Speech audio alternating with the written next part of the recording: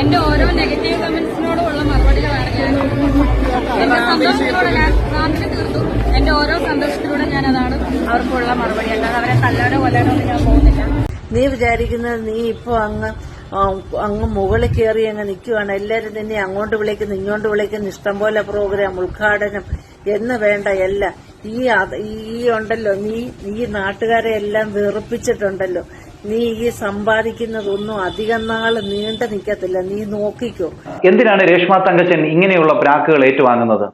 നിരവധി ആൾക്കാരാണ് ഈ പറയുന്ന രേഷ്മയെ കുറിച്ച് ഓരോ കാര്യങ്ങൾ പറഞ്ഞ് രംഗത്തെത്തിക്കൊണ്ടിരിക്കുന്നത്. കാരണം ഇവർ പറയുന്നത് ഇവർക്കൊന്നിനും സമയമില്ല, സത്യം മാത്രമേ ബോധിപ്പിക്കത്തുള്ളൂ എന്ന് നമ്മൾ കോടതിയിൽ സത്യം ചെയ്ത് പറയുന്ന പോലെ തന്നെയാണ് ഈ പുള്ളിക്കാരി പറയുന്നത്. ഞാൻ സത്യം മാത്രമേ പറയത്തുള്ളൂ, ഞാൻ പറയുന്നതെല്ലാം സത്യമാണ് എന്ന് പറഞ്ഞുകൊണ്ട് മീഡിയയുടെ മുമ്പിൽ വന്നിട്ട് പറയുന്നതെല്ലാം കള്ളത്തരവും. അങ്ങനത്തെ ഒരു സ്വഭാവമാണ് ഈ പറയുന്ന രേഷ്മ പി തങ്കച്ചന്റെ. അച്ഛനായ തങ്കച്ചന്റെ ആയാലും ഇത് തന്നെ. ആദ്യം പറഞ്ഞു ഏവിയേഷൻ പഠിച്ചിട്ടുണ്ട് എന്ന് പറഞ്ഞു, അതോടൊപ്പം തന്നെ പറഞ്ഞു ഇതുപോലെ ഞാൻ ബാംഗ്ലൂർ ജോലി ചെയ്തിട്ടുണ്ട്, എയർ ഇന്ത്യ ജോലി ചെയ്തിട്ടുണ്ട്, അതോടൊപ്പം തന്നെ ട്രിവാൻഡ്രത്തും ജോലി ചെയ്തിട്ടുണ്ടെന്ന് പുള്ളിക്കാരി പറഞ്ഞു. എന്നിട്ട് പുള്ളിക്കാരി വേറൊരു ഇന്റർവ്യൂ പറയുന്നു ഞാനൊന്നും പഠിച്ചിട്ടില്ല, എൻ്റെ കയ്യിൽ സർട്ടിഫിക്കറ്റ് ഒന്നും ഇല്ല എന്ന് പുള്ളിക്കാരി പറയുകയും ചെയ്യുന്നു. അപ്പൊ എങ്ങനെ ഏവിയേഷനിലൊക്കെ പുള്ളിക്കാരിക്ക് ജോലി കിട്ടുമെന്നുള്ള കാര്യം നമുക്കറിയത്തില്ല. അത് മാത്രമല്ല, പുള്ളിക്കാരി പറഞ്ഞ വേറൊരു കാര്യം ശരിയാ കേട്ടോ. ഞാനിപ്പോ എയർ ഇന്ത്യയിലാണെന്ന് പുള്ളിക്കാരി പറഞ്ഞത് അത് ശരിയാ. അന്ന് പുള്ളിക്കാരി അത് പറഞ്ഞെങ്കിലും ഇന്നാണ് പുള്ളിക്കാരി കറക്റ്റ് ആയിട്ട് ആ എയറിലായത്. ഇപ്പം എയറിൽ തന്നെയാ. ആ എയറിൽ നിന്ന് എപ്പോൾ ഇറങ്ങണമെന്ന് നാട്ടുകാർ വിചാരിക്കണം. ആ ഒരു അവസ്ഥയിലേക്ക് എത്തിയിരിക്കുകയാണ്. എന്തായാലും നമുക്ക് നേരെ വീഡിയോയിലോട്ട് പോകാം. ഈ പുള്ളിക്കാരിക്കെതിരെ ഒരു അമ്മ പറയുന്ന ഒരു കാര്യമുണ്ട്. അത് നിങ്ങളൊന്ന് കേട്ടു നോക്ക്. പലരും വന്ന് കമന്റ് ഇടുന്നുണ്ട്, ഈ രേണുവിനെ ഒന്നും പറയരുതേ, രേണുവിനെ ഒന്നും പറയില്ല, അവർ സ്ത്രീയാണേ, അവരൊരു വിധവയാണേ.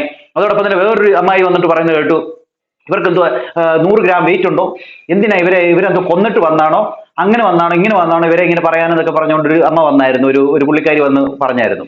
അവരോടൊക്കെ പറയേണ്ട കാര്യം, ഇവർ കൊന്നിട്ടൊന്നും വന്നതല്ലെങ്കിലും ഇവർ പൊതുസമൂഹത്തിൽ വന്ന് ഇവർക്ക് വേണ്ടി എന്തെങ്കിലും സഹായം ചെയ്തവരെ വെറും അങ്ങ് എന്ത് പറയാ ഒരു പുല്ല് വിലയും കൊടുക്കാതെ സംസാരിക്കുന്ന കാണുമ്പോൾ ആരാണ് അടങ്ങിയിരിക്കുന്നത്? നിങ്ങളൊന്ന് പറ. അപ്പൊ ഈ നിങ്ങൾ വന്നിട്ട് പറയുകയാണ് ഈ രേഷ്മ എന്തുവാ കൊല ചെയ്തിട്ട് വന്നാണോ, എന്തെങ്കിലും മോഷ്ടിച്ചിട്ടുണ്ടോ എന്നൊക്കെ ചോദിക്കുന്നില്ലയോ? അവർ കൊല ചെയ്തിട്ടുണ്ടോ, അവർ മോഷ്ടിച്ചിട്ടുണ്ടോ എന്ന് നോക്കിയിട്ടല്ല ഞങ്ങൾ പറയുന്നത്. എന്താ പറഞ്ഞെന്ന് വെച്ച് കഴിഞ്ഞാൽ ഇവരെ സഹായിച്ചവരെ ഇവർ മോശമായി ചിത്രീകരിച്ചു, പൊതുസമൂഹത്തിൽ അവരെ ഒരുമാതിരി വലിച്ചു കീറാനായിട്ട് ഇട്ടുകൊടുത്തു. അതൊക്കെ കാണുമ്പോഴാണ് നമ്മൾ പ്രതികരിക്കുന്നത്. പിന്നെ മോഷ്ടിച്ചിട്ടുണ്ടോ, ഇവർ കള്ളത്തരം കാണിച്ചിട്ടുണ്ടോ എന്നുള്ളതൊക്കെ ഞാൻ പുറകാലെ പറയാം. എന്തോ ഈ അമ്മ പറയുന്നത് ആദ്യം നിങ്ങളൊന്ന് കേട്ടു നോക്ക്. ഈ അമ്മ ഒരു വീട്ടമ്മയാണ്, അതേ ഉപരി ഈ അമ്മയ്ക്കും കുറെ മക്കളൊക്കെ ഉള്ളതാണ്. അതുകൊണ്ട് തന്നെ ഇവർ പറയുന്ന കാര്യം നിങ്ങൾ വ്യക്തമായിട്ടൊന്ന് കേട്ടു നോക്ക്. നമ്മൾ ഒരു വ്യക്തിയെ ഒന്നുമില്ലായ്മയിൽ നമ്മൾ സഹായിച്ചു കഴിഞ്ഞാൽ സഹായിക്കുന്ന സമയത്ത് അവർക്ക് നമ്മളോട് ഭയങ്കര സ്നേഹവും ബഹുമാനവും, നമ്മളെ എത്രയും പുകഴ്ത്തി പറയാമോ അത്രയും പുകഴ്ത്തി പറയും. അത് കഴിഞ്ഞ് അവർക്ക് ആ സഹായം അർഹതപ്പെട്ടത് അവരുടെ കൈകളിലേക്ക് ലഭിച്ചു കഴിഞ്ഞാൽ പിന്നെ അവരുടെ തനി സ്വഭാവം അവർ പുറത്തെടുക്കും. അതെ, തനി സ്വഭാവം പുറത്തെടുത്തു. ആര്? ഈ രേണു. അവർക്ക് കിട്ടേണ്ട സഹായം ഒക്കെ കിട്ടിക്കഴിഞ്ഞിട്ട് അവർ തനി സ്വഭാവമാണ് പുറത്തെടുത്തത്. ഇവർ കിട്ടുന്നതിന് മുമ്പ്, സഹായം കിട്ടുന്നതിന് മുമ്പ് അയ്യോ എന്നൊക്കെ പറഞ്ഞ് കയ്യകാല പിടിച്ചവരാ. സഹായം കിട്ടിക്കഴിഞ്ഞപ്പോഴത്തേന് തനിക്കോണം അവർ പുറത്തെടുത്തവരാ അല്ലേ? അതാണ് കുഴപ്പം. ഇതൊക്കെ സംസാരിക്കുമ്പോഴാണ് ഓരോരുത്തരെയും ഈ പറയുന്ന കുറെ PR-നെ ഇറക്കിയിട്ടുണ്ട്, അവരൊക്കെ വന്ന് കമന്റ് ഇടുന്നത് കാണുന്നുണ്ട് ഞങ്ങള്. അവരൊക്കെ വന്നിട്ട് പറയുന്ന ഇതാണ്, അവരെ വെറുതെ വിട്ടൂടെ, അവരെ എടാ അവരുടെ പാടും ജീവിച്ചോട്ടെ. പൊതുസമൂഹത്തിൽ വന്ന് ഇങ്ങനെ കള്ളം പറയുന്നത് കാണുമ്പോഴാണ് നമ്മൾ പ്രതികരിക്കുന്നത്. അങ്ങനെയാണ് ഇപ്പൊ സോഷ്യൽ മീഡിയയിൽ നിറഞ്ഞു നിൽക്കുന്ന റാണാസന എന്ന് പറയുന്ന രേഷ്മ പി തങ്കച്ചൻ. എന്തിന് നന്ദി കെട്ടവളാണെന്നറിയാമോ? ആ ബിഷപ്പ് സ്ഥലം കൊടുത്തു, ആ ബിഷപ്പിനെ എന്തെല്ലാം പറയാമോ അത് മുഴുവൻ പറഞ്ഞവളെ. അത് കഴിഞ്ഞ് ഫിറോസിക്ക വീട് വെച്ചു കൊടുത്തു, ഫിറോസിക്കായെയും ഒരുപാട് ചീത്തകൾ വിളിച്ചു. അതിനുശേഷമാണ് താജ് വന്നിരിക്കുന്നത്. താജ് ഒരുപാട് ഹെൽപ്പ് അവർക്ക് ചെയ്തിട്ടുണ്ട്, ഒരുപാട് സ്തുതി ഉണ്ടായിരുന്ന സമയം മുതൽ. ഇപ്പോൾ ഇന്നലെ അവളൊരു ഇന്റർവ്യൂ, 2 ദിവസം മുന്നേ ഒരു ഇന്റർവ്യൂവിൽ വന്ന് പറയുന്നു അയാൾ എന്റെ തന്തയാണോ എന്ന്. നാണം കൊണ്ടുകൂടി നിനക്ക്? അയാളുടെ എല്ലാ സഹായങ്ങളും നീ മേടിച്ചിട്ട് നീ വിചാരിക്കുന്നത് നീ ഇപ്പൊ അങ്ങ് മുകളിൽ കയറി അങ്ങ് നിൽക്കുവാണ്. എല്ലാരും നിന്നെ അങ്ങോട്ട് വിളിക്കുന്നു ഇങ്ങോട്ട് വിളിക്കുന്നു, ഇഷ്ടംപോലെ പ്രോഗ്രാം, ഉദ്ഘാടനം എന്ന് വേണ്ട എല്ലാം. ഈ ഉണ്ടല്ലോ നീ നാട്ടുകാരെ എല്ലാം വെറുപ്പിച്ചിട്ടുണ്ടല്ലോ. നീ ഈ സമ്പാദിക്കുന്നതൊന്നും അധികം നാള് നീണ്ടു നിൽക്കത്തില്ല. നീ നോക്കിക്കോ. ഇപ്പൊ നീ ഉദ്ഘാടനത്തിന് പോകുന്നു, അവർക്ക് ഈ ഉദ്ഘാടനത്തിനൊക്കെ നിന്നെ വിളിക്കുന്നവരെ നിന്നെ വെച്ച് റീച്ച് ഉണ്ടാക്കാനായിട്ടാണ് അവർ വിളിക്കുന്നത്, അല്ലാതെ നിന്നോടുള്ള ഒരു ആത്മാർത്ഥ സ്നേഹം കൊണ്ടല്ല. കാരണം ഇന്ന് നീയാണ് സോഷ്യൽ മീഡിയ ഭരിക്കുന്നത്, നീയാണ് സോഷ്യൽ മീഡിയ ഭരിക്കുന്നത്. ഈ അമ്മ പറഞ്ഞത് കറക്റ്റ് ആണ്. എന്തുകൊണ്ടാണ് ഇവരൊക്കെ വിളിക്കുന്നത്? ഇപ്പോൾ രേണുസുതി കുറച്ച് ഫെയിം ആയിട്ട് നിൽപ്പുണ്ട്. ഇപ്പൊ സോഷ്യൽ മീഡിയ എവിടെ തുറന്നാലും ഈ രേണുസുതിയെ മാത്രമേ കാണത്തുള്ളൂ. അതുകൊണ്ട് തന്നെ എല്ലാവരും ഇവരെ വെച്ച് കാശുണ്ടാക്കുന്നു. നമ്മൾ പോലും, നമ്മളൊക്കെ വീഡിയോ ഇട്ടാൽ പോലും അവരുടെ കണ്ടന്റ് മാത്രമേ ആൾക്കാർക്ക് മതി. ഞാൻ ഈ ധർമ്മസ്ഥലത്തിന്റെ ഒക്കെ വീഡിയോ ഇടുന്നുണ്ട്. അതോടൊപ്പം തന്നെ അങ്ങനെയൊക്കെയുള്ള വീഡിയോകളൊന്നും ആർക്കും കാണണ്ട. എല്ലാവർക്കും ഈ രേണുസുതിയെ കണ്ടാൽ മതി, ആ വീഡിയോ കണ്ടാൽ മതി. കാരണം എന്താണ്? നെഗറ്റീവ്, ഏറ്റവും കൂടുതൽ നെഗറ്റീവ് കൊണ്ട് പബ്ലിസിറ്റി കയറുന്ന ഒരു സ്ത്രീ എന്ന് പറഞ്ഞാൽ ഇവരാണ്. കാരണം ഇവർ പറഞ്ഞതെല്ലാം കള്ളത്തരമായതുകൊണ്ടാണ് ജനങ്ങൾ വെറുത്തത്. വെറുപ്പിലൂടെയാണ് ഈ പോകുന്നത്, മൊത്തം വെറുപ്പാണ്. ഇവർ പറയുന്നത് മൊത്തം കള്ളത്തരമായതുകൊണ്ട് തന്നെയാണ് ജനങ്ങൾ ഇത്രമാത്രം വെറുത്തത്. ഇതുപോലെ അമ്മ പറയുന്ന ബാക്കി കാര്യം കേട്ടു നോക്കി. ഈ അമ്മ പറഞ്ഞ കേട്ടോ, ബിഷപ്പിനെതിരെ പറഞ്ഞതും ഫിറോസിനെതിരെ പറഞ്ഞതും താജുക്കയ്ക്കെതിരെ പറഞ്ഞതും എല്ലാം ഈ അമ്മ പറയുന്നുണ്ട്. സോഷ്യൽ മീഡിയ ഭരിക്കുന്നതെന്ന് തന്നെ പറയാം. അതുകൊണ്ടാണ് നിന്നെ ആൾക്കാരെല്ലാരും വിളിക്കുന്നതെന്നുള്ളതിൽ ഒരു സംശയമില്ല. പക്ഷെ നീ കാണിച്ചു കൂട്ടുന്നതിൽ അങ്ങേ അറ്റത്തെ, കാരണം പട്ടിണി കടന്ന് വളർന്നു വന്ന നിന്നെ പിടിച്ച് മെത്തയിലിട്ടത് കൊണ്ടാണ് നീ ഇന്ന് ഇത്ര അഹങ്കാരിയുടെ കൊടുമുടിയിൽ കയറി നീ നിൽക്കുന്നത്. എടി, അന്നം തന്ന കൈക്ക് വെട്ടിയവളാ നീ നിന്റെ കുടുംബം ഉണ്ടല്ലോ ഗതി പിടിക്കാൻ പോകത്തില്ല. കാരണം അവരുടെ ആ പ്രാക്കും അവരുടെ ആ മനസ്സും നൊന്തുള്ള അവരുടെ ഒരു കണ്ണുനീര് മതി നിന്റെ ജീവിതം അതപ്പതിച്ചില്ലാതാകാനായിട്ട്. നീ പണ്ടത്തേതിലും പിച്ചച്ചട്ടി എടുത്തും കൊണ്ട് നീ റോഡിലേക്ക് ഇറങ്ങേണ്ട അവസ്ഥ ഉണ്ടാകും. കാരണം ഭയങ്കര സങ്കടമാണ് നിന്റെ ഓരോ ഇന്റർവ്യൂ, കള്ളത്തരങ്ങളുടെ അങ്ങേയറ്റത്തെ കള്ളത്തരമാണ് നീ പറയുന്നതും. നിന്നെ സഹായിച്ചിട്ടുള്ളവരല്ലേ, നിനക്കൊന്നുമില്ലാതെ വാടക വീട്ടിൽ കിടന്ന നീ, അവരൊന്നും നിനക്ക് വീട് വെച്ച് തന്നില്ലായിരുന്നെങ്കിൽ ഇന്നും നീ വാടക വീട്ടിൽ ഒരു നേരത്തെ അന്നം മര്യാദയ്ക്ക് കഴിക്കാനില്ലാതെ അല്ലെങ്കിൽ റേഷനരിയും കഴിച്ചുകൊണ്ട് നീ അവിടെ കിടക്കുമായിരുന്നു. ഒരു നേരം മുളകരച്ച് നീ കഴിക്കത്തുള്ളായിരുന്നു. അല്ലാതെ ഇന്ന് കഴിക്കുന്ന പോലെ ലാവിഷായിട്ടുള്ള ലക്സറി ലൈഫ് നിനക്ക് ഉണ്ടാവത്തില്ലായിരുന്നു. നീയാണെ അഹങ്കാരിയുടെ അങ്ങേ അറ്റത്തെ അഹങ്കാരിയാണ്. നീ നിലം പതിച്ചു പോട്ടെന്ന് ഞാൻ പ്രാർത്ഥിക്കുന്നു. കാരണം നിന്നെ സഹായിച്ചിട്ടുള്ളവരെ എല്ലാം നീ വേർപ്പിച്ചിട്ടേക്കാണ്. കേട്ടോ രേണു ഇതൊക്കെ കേട്ടോ? ഇതൊക്കെ പറയുന്നത് ഒരു വീട്ടമ്മയാണ്, എത്രയോ മക്കളുടെ അമ്മയാണ്. ഇവരൊക്കെ ഈ സമൂഹത്തിൽ ജീവിക്കുന്നവരാണ്. അല്ലാതെ നിങ്ങളെപ്പോലെ അല്ല എന്റെ പൊന്നു രേഷ്മേ. കള്ളങ്ങൾ പറഞ്ഞുകൊണ്ടും അതോടൊപ്പം തന്നെ സഹായിച്ചവരെ പുച്ഛത്തോടെ എഴുതി തള്ളുന്ന നീനെ പോലെയുള്ളവരല്ല ഇത്. അവർ പറയുന്ന കാര്യങ്ങൾ നിങ്ങൾ കേട്ടോ? വെറുതെ എന്തിനാ മറ്റുള്ളവരുടെ ശാപം ഇങ്ങനെ വലിച്ചു വെക്കുന്നത്? എന്തിനാണ് മറ്റുള്ളവർ നിങ്ങളെ സഹായിച്ചിട്ടുണ്ടെങ്കിൽ അവരെ പുച്ഛിക്കാനോ അവരെ ഇതാക്കാനോ അവരുടെ സമൂഹത്തിന് മുമ്പിൽ കൊണ്ടുവന്ന് നാണം കെടുത്താനോ നിൽക്കരുത്. അതാണ് വേണ്ടത്, അതല്ലേ വേണ്ടത്. ഇതുപോലെ അമ്മ പറയുന്ന ബാക്കി കാര്യം കേട്ടു. സഹായിച്ചിട്ടുള്ളവരെ എല്ലാം നീ വേർപ്പിച്ചിട്ടേക്കാണ്. ആ ബിഷപ്പിനെ, ഫിറോസിക്ക, താജ്, നിനക്ക് സഹായം ചെയ്തിട്ടുള്ളവരെയെല്ലാം മറുനാടൻ മലയാളീസ് എല്ലാവരെയും നീ ചവിട്ടി താത്തിയിട്ടേക്കുന്നു. ഇങ്ങനെ ഒരു പെണ്ണിനെ ഭൂലോകത്തിൽ കണ്ടിട്ടില്ല. ഇതാണ് പറയുന്നത്, അട്ട പിടിച്ച് മെത്തെ കിടത്തത്. കാരണം സാധാരണ ചിലരൊക്കെ താഴെത്തട്ടിന്ന് വന്നു കഴിഞ്ഞാൽ അവർക്കൊരു നിലയും വിലയും ഒക്കെ ആകുന്നുടനെ അവര് എല്ലാവരുടെ സ്നേഹവും ബഹുമാനവും ഉള്ളവരായിരിക്കും. പക്ഷെ നീ അങ്ങനെയല്ല. അല്ല രേണു അങ്ങനെയല്ല. സത്യമാണ് ഈ അമ്മ പറഞ്ഞത്. അതായത് അട്ടയെ പിടിച്ച് മെത്തെ കിടത്തിയാൽ കിടക്കുമോ എന്ന് ഈ അമ്മ ചോദിച്ചത് വളരെ സത്യം തന്നെയാണ്. ഒരിക്കലും കിടക്കത്തില്ല. രേണു ഇപ്പോഴും മനസ്സിലാക്കേണ്ട ഒരു കാര്യമുണ്ട്. താണ നിലത്തെ നീരോടൂ, അവിടെ ദൈവം തുണ ചെയ്യൂ. ഇത് രേണു ഒന്ന് എഴുതി വെച്ചോ, കേട്ടോ? ഇപ്പൊ പൊങ്ങി അങ്ങ് നിൽക്കുന്നെങ്കിലും എപ്പോ വേണമെങ്കിലും അത് താഴെ വീഴാം. അത് നിങ്ങൾ മറക്കരുത്. ഇപ്പൊ നിങ്ങളുടെ പുറകെ ഈ ക്യാമറ കൊണ്ട് നടക്കുന്ന മീഡിയക്കാർ പോലും നിങ്ങളെ തിരിഞ്ഞു നോക്കാൻ പറ്റാത്ത ഒരു അവസ്ഥയിലേക്ക് നിങ്ങൾ പോകരുത് എന്നുള്ള ഒരു പ്രാർത്ഥനയാണ് മോളെ ഉള്ളത്. അത് നിങ്ങളൊന്ന് മനസ്സിലാക്കുക. എന്തായാലും കഴിഞ്ഞ ദിവസം പുള്ളിക്കാരി മീഡിയക്കാരോട് പറഞ്ഞൊരു കാര്യമുണ്ട്. ഞാൻ ബിഗ് ബോസിൽ പോയി കഴിഞ്ഞാൽ ഇതുപോലെ ഒരു കപ്പ് കൊണ്ടുവരുമെന്ന് പുള്ളിക്കാരി പറയുന്നുണ്ട്.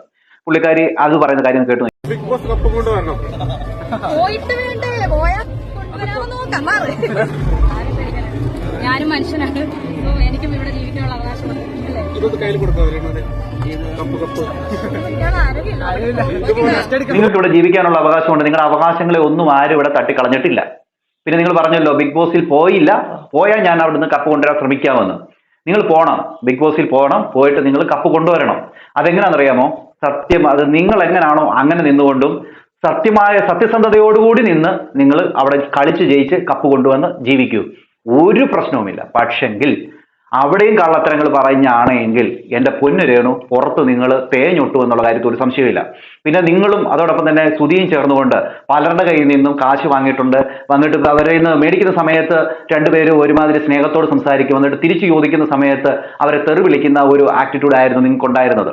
ഇപ്പോഴിതാ ശാലുപയ്യാട് വന്നിട്ട് ഒരു കാര്യം പറഞ്ഞിട്ടുണ്ട്. അവരെ നിങ്ങൾ വിളിച്ച് ഇതുപോലെ തന്നെ സംസാരിക്കുമെന്നും ആദ്യം ശ്രുതി വിളിക്കും, അത് കഴിഞ്ഞതിന് ശേഷം ഈ പറയുന്ന രേണു വിളിച്ചിട്ടാണ് സംസാരിച്ചുകൊണ്ടിരുന്നതെന്നും പറയുന്നു. പിന്നെ വീഡിയോ കോൾ വരെ വിളിച്ച് ഇവരോട് പൈസ ചോദിക്കുമെന്നൊക്കെയാണ് പുള്ളിക്കാരൻ പറയുന്നത്. എന്തായാലും അദ്ദേഹം പറയുന്ന കാര്യം ഒന്ന് കേട്ടു നോക്കിയാൽ നിങ്ങൾ ഇതിനോടകം നിങ്ങൾ കേട്ടിട്ടുണ്ടാകും. എന്തായാലും അത് നിങ്ങളൊന്ന് കേട്ടു നോക്കി, അത് ശ്രദ്ധിച്ച് കേൾക്കേണ്ട കാര്യം തന്നെയാണത്. ഹലോ അണ്ണാ പറ. ഞാൻ കഴിഞ്ഞ വീഡിയോയില് നിങ്ങളാണെന്ന് പറയാതെ കാര്യങ്ങൾ പറഞ്ഞു കുറെ മുന്നേ എന്നോട് പറഞ്ഞത് എനിക്ക് ഓർമ്മയുണ്ട്. ഞാൻ പിന്നെ അത് കാര്യമായിട്ട് എവിടെയും പറയാതിരിക്കുന്നു. പക്ഷെ ഇവർ ഈ സ്തുതി പൂജയാണെന്നൊക്കെ പറഞ്ഞപ്പോഴത്തേക്ക് കാരണം ആണല്ലോ ഒരു പൈസ മേടിച്ചു. ഓക്കെ അതെ അതെ അതെ അതെ അണ്ണാ ഇവിടെ എന്റെ അടുത്ത് പൈസ ചോദിച്ചിട്ടുണ്ട്. ഒരു ദിവസമല്ല, 2 ദിവസമല്ല, 3 ദിവസമല്ല, ഞാൻ കൊടുത്തിട്ടുമുണ്ട്. ശരിയാണോ? അതെ അന്ന് കൊടുത്തതിന് തെളിവെന്ന് വെച്ച് കഴിഞ്ഞാൽ അന്ന് നമ്മൾ മറ്റേ ഗൂഗിൾ പേയിലൊക്കെ തപ്പി നോക്കണേ പിന്നെ കാണാതിരിക്കില്ല. കാരണം എന്ന് വെച്ചാൽ ഞാൻ പറഞ്ഞുതരാം, സംഭവം പറഞ്ഞുതരാം. ഞങ്ങളൊരു പടം ചെയ്തിട്ട് ഞാൻ അങ്ങനെയാണ് പരിചയപ്പെടുന്നത് പുള്ളിനെ. സിനിമ ആ ഒരു പരിചയമാണ് എനിക്ക്. അങ്ങനെ ഞാൻ പടം ചെയ്തെടുക്കുന്ന സമയത്ത് 2 ദിവസത്തെ വർക്ക് ഉണ്ടായിരുന്നു. വർക്ക് കഴിഞ്ഞിട്ട് പുള്ളി പോയി. ആ പുള്ളി പോയിട്ട് ഒരു ദിവസം വൈകുന്നേരം ഒരു 8 മണിയൊക്കെ രാത്രി 8 മണിയൊക്കെ ആയപ്പോ എന്നെ വിളിച്ചിരുന്ന മക്കളോടാ ഞാൻ സുധിയാണടാ, എന്തുണ്ടാ വിശേഷം, സുഖം എന്നൊക്കെ ചോദിച്ചു. ഭയങ്കര കാര്യമായിട്ട് സംസാരിച്ചു. അവനാണ് സുഖം. അപ്പൊ നീ വീടെത്തിയാ എന്തൊക്കെ ചോദിച്ചു. ഇല്ലെന്ന വീട്ടിൽ നമ്മൾ ലൊക്കേഷൻ എടുത്തിട്ടുണ്ടെന്നൊക്കെ പറഞ്ഞു. മക്കളോടാ പൈസ ഒന്നും കിട്ടില്ല അവിടെ നിന്ന്, നിന്റെ കയ്യിൽ പൈസ വല്ലതും ഉണ്ടെങ്കിൽ എന്നിട്ട് ഇങ്ങനെ പറഞ്ഞു, എടാ മക്കളെ പൈസ വല്ലതും ഉണ്ടെങ്കിൽ ചേട്ടന് ഒരു 1000 രൂപ ഉണ്ടെങ്കിൽ താടാ മോനെ, ഒരു അത്യാവശ്യമുള്ള വീട്ടില് ബാക്കി ഞാൻ ചേച്ചിയെ കൊടുക്കാന്ന് പറഞ്ഞിട്ട് അത്രേ പറഞ്ഞോളൂ പുള്ളി. വേറെ ഒന്നും പറഞ്ഞില്ല. പുള്ളി നേരെ ചേച്ചിയെ കൊടുത്ത്. ഇതിനിടയിൽ എനിക്ക് ഇവരാരും എനിക്ക് അറിഞ്ഞൂടാ. ഈ സുധി തന്നെ എനിക്ക് അവിടെ വന്നുള്ള പരിചയമുള്ളൂ. എനിക്ക് അല്ലാതെ അതായത് നിങ്ങളടുത്ത് അത്ര കമ്പനി ഉണ്ടെങ്കിലല്ലേ പൈസ വയ്ക്കാൻ പറ്റൂ. എനിക്ക് അത്ര കമ്പനി ഇല്ല പുള്ളിയായിട്ട്. ഞാൻ പുള്ളിയുടെ നമ്പർ സേവ് ചെയ്തിട്ടില്ല. ഞാൻ പുള്ളിയുടെ നമ്പർ ഒന്നും സേവ് ചെയ്തിട്ടില്ല. കണ്ടു അന്ന് പരിചയപ്പെട്ടു, അത്ര തന്നെ. അത്രേ ഉള്ളൂ. സാധാരണ എവരിതപ്പെട്ട എല്ലാ ആർട്ടിസ്റ്റുകളും നമ്മുടെ നമ്പർ മേടിക്കും. എന്തെന്ന് വെച്ച് കഴിഞ്ഞാൽ ഈ ഫോട്ടോ കൊടുക്കാൻ വേണ്ടിയിട്ട്. പിന്നെ കഴിയണത് ഞാൻ ആരും നമ്പർ ഇങ്ങോട്ട് വാങ്ങിച്ചു വെക്കൂല. അതിന്റെ കാര്യം എന്ന് വെച്ച് കഴിഞ്ഞാൽ നമ്മൾ ഇവർക്ക് ഫോട്ടോ പിന്നെ കൊടുക്കണമല്ലോ. അപ്പം അതുകൊണ്ട് ഞാൻ സേവ് ചെയ്തില്ല. അങ്ങനെ പുള്ളി എന്തെന്ന് അറിയാമോ, പുള്ളി എന്നിട്ട് അപ്പൊ ചേച്ചിയെ കൊടുക്കാന്ന് പറഞ്ഞിട്ട് വൈഫിന്റെ കൊടുത്തു. വൈഫ് പറഞ്ഞ് അപ്പൊ സത്യം എന്റെ പറഞ്ഞാണ് അന്ന് പിള്ളേർക്ക് ആഹാരം അരി പോലും വാങ്ങിക്കാൻ പൈസ ഇല്ലെന്ന് പറഞ്ഞിട്ടാണ് എന്റെ അടുത്ത് വിളിച്ച് സംസാരിക്കുന്നത്. അപ്പൊ എന്റെ അടുത്ത് വിളിച്ച് ചോദിക്കാൻ കാരണം എന്ന് വെച്ച് കഴിഞ്ഞാൽ വേറെ ഒന്നും നമ്മളിങ്ങനെ നമ്മളെ കൂടെ ഇങ്ങനെ പിള്ളേർക്ക് പലർക്ക് അപ്പൊ നമ്മളൊക്കെ കൃത്യമായിട്ട് പൈസകൾ വാങ്ങും. ഈ ഡെയിലി പൈസകൾ വാങ്ങിക്കും. അപ്പൊ അതുകൊണ്ടുള്ള ഒരു സംഭവമാണ് പുള്ളി ചോദിച്ചായിരിക്കാം. എന്തായാലും അതെ അതെ സുധി വിളിച്ചിട്ട് നേരെ ആക്ച്വലി സുധി ജസ്റ്റ് 1000 രൂപ മക്കളെ ഉണ്ടെങ്കിൽ 1000 രൂപ ഞാൻ ചേച്ചിയാക്കി കൊടുക്കാൻ പറഞ്ഞിട്ട് ബാക്കി ചേച്ചിയാ സംസാരിക്കണേ. അപ്പൊ എനിക്ക് ചേച്ചി ആരെന്ന് പോലും അറിയില്ല. ഇയാളെ വൈഫുകളുടെ ഫാമിലി ഇതൊന്നും എനിക്ക് ഫാമിലി എനിക്ക് അറിഞ്ഞൂടാ. അങ്ങനെ അന്നത്തെ ദിവസം എന്നെ വിളിച്ചിട്ട് പറഞ്ഞു മക്കളെ ഇങ്ങനെ അരി വാങ്ങിക്കാൻ. അപ്പൊ അരി വാങ്ങിക്കാൻ നിർത്തില്ല എന്നൊക്കെ പറഞ്ഞപ്പോൾ സത്യമായിട്ടും പിന്നെ ആ പടം എന്ന് പറയുന്നത് ഈ പറഞ്ഞ പൈസ കിട്ടാൻ പറ്റിയ വൈകാടിയാണ്. സിനിമ മൊത്തത്തിൽ പൈസ കിട്ടാൻ പാടുന്നത്. അപ്പൊ അതുകൊണ്ട് തന്നെ ഞാൻ എന്തെന്നറിയുമ്പോൾ ഞാൻ അതിന്റെ കൊടുത്തണ നമുക്ക് അറിവില്ലല്ലോ ആള് വിളിച്ചിട്ട്. പിന്നെ അതുപോലെ നമ്മുടെ ചേട്ടൻ ഒരു ആർട്ടിസ്റ്റ് അല്ലേ, അപ്പൊ പിന്നെ തിരിച്ച് തരാന്ന് പറഞ്ഞേട്ടാ.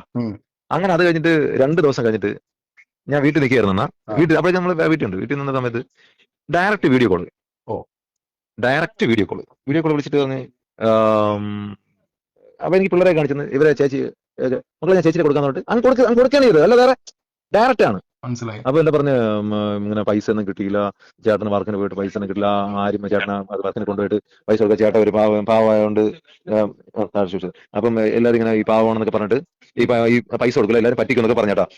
ഈ ചാനലിന്റെ ഷോക്കിൽ പോയാലും ഇവര് പൈസ കൊടുക്കില്ല, പൈസ കൊടുക്കുന്നത് തന്നെ ഈ 3 മാസം കൂടുമ്പോഴേക്കാണ് പൈസ കൊടുക്കുന്നത്, മക്കളെ കിട്ടുമ്പോൾ ഞാൻ തരാടാന്നൊക്കെ പറഞ്ഞിട്ട് വീഡിയോ കോളാണേ. അന്നാണ് ഞാൻ ഈ രേണുവിനെയൊക്കെ കാണുന്നത് ആദ്യം. അപ്പൊ അന്ന് കാണാൻ ഒരു പൗതിയൊന്നുമില്ല.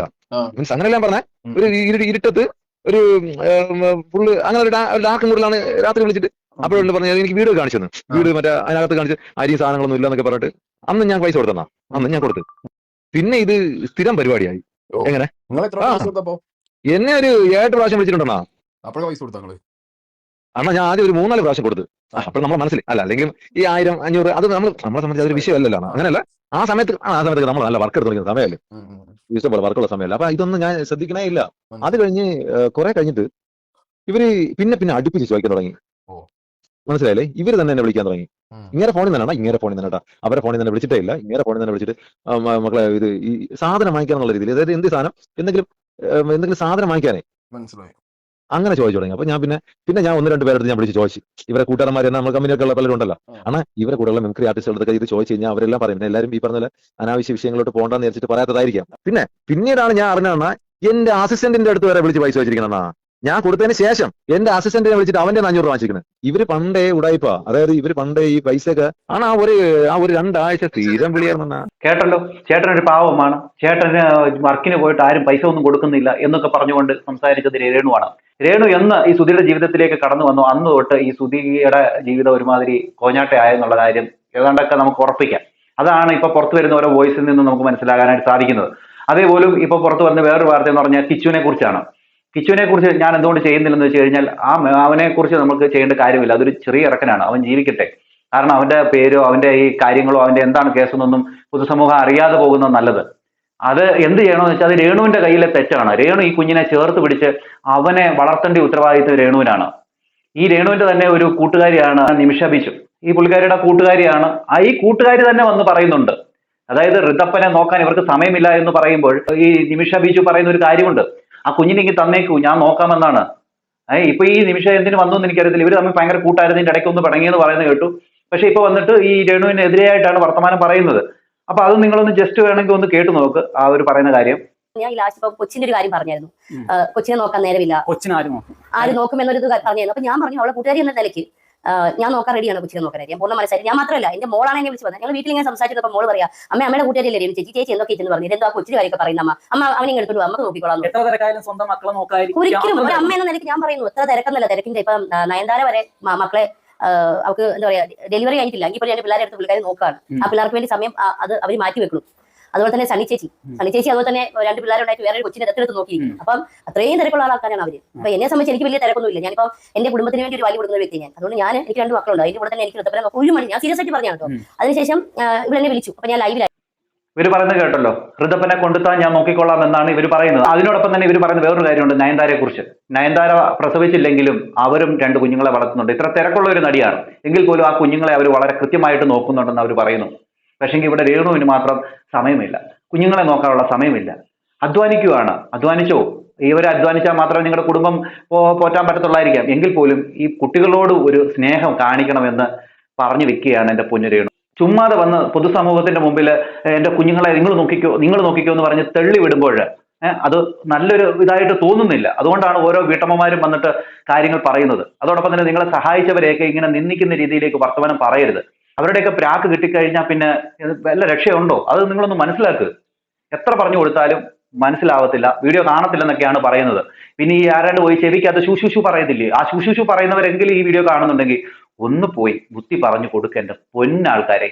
ഇതാണ് എനിക്ക് പറയാനുള്ളത്. എന്താണ് പ്രേക്ഷകരെ നിങ്ങൾക്ക് തോന്നുന്നു? നിങ്ങളുടെ അഭിപ്രായ നിർദ്ദേശങ്ങൾ മസ്റ്റ് കമന്റ് ചെയ്യുക. അടുത്ത വീഡിയോ കാണുന്നവർക്ക് എല്ലാവർക്കും ബൈ.